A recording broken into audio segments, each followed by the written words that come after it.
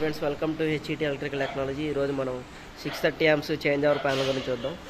ఇది వచ్చరికి ఒక 630 amps చేంజ్ ఓవర్ బాక్స్ అనమాట. ఇది మొత్తం చూసుకున్నట్టయితే ఈ విధంగా ఉంది. సైడ్కి ఇది వచ్చరికి మనకి ఎర్త్ ప్లాట్ అనమాట. ఇది బ్యాక్ సైడ్ చూసుకున్నట్టయితే ఈ విధంగా ఉంది. బ్యాక్ సైడ్ బోల్ట్ ఫిట్టింగ్ ఇచ్చాం. ఫ్రంట్ సైడ్ వచ్చరికి మనకి లాక్ సిస్టమ్ ఇచ్చాం కదా. ఒకసారి డోర్స్ ఓపెన్ చేసి చూద్దాం. ఇది RYB ఇండికేషన్స్. చూసుకున్నట్టయితే మనకి 630 amps చేంజ్ అవర్స్ ఇచ్చేది చూస్తున్నారు కదా. H.E.T కంపెనీది 4 pole.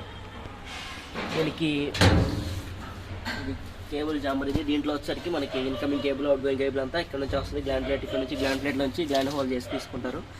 నెక్స్ట్ మనకి చూసుకున్నట్టయితే ఈ సెకండ్ పాయింట్ లింక్లు, ఇది ఫస్ట్ పాయింట్ లింక్లు. ఈ ఫస్ట్ పాయింట్కి మనకి జనరేటర్ నుంచి వస్తుంది.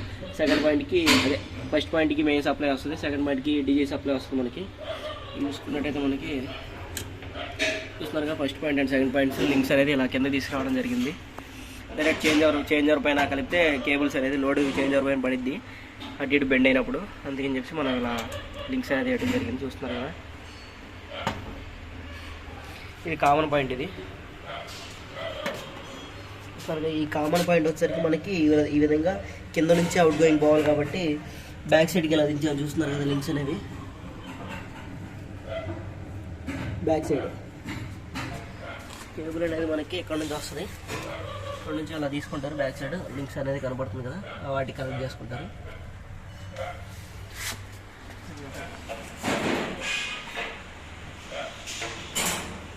ఇదే 630 amps చేంజ్ ఓవర్ ప్యానల్ ఉంటుంది.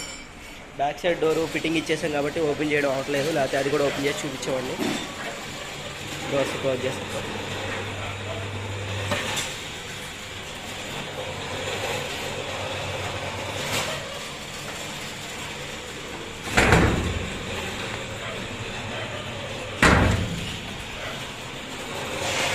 Okay, bye friends. నెక్స్ట్ వీడియోలో మళ్ళీ కలుద్దాం.